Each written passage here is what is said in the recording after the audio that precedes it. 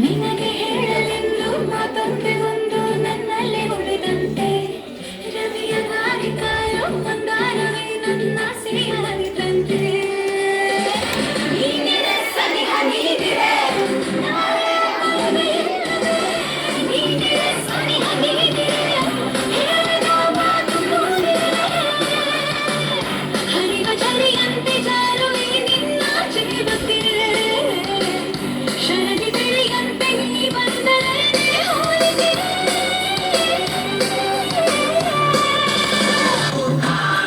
ಅದು ಅನವರತ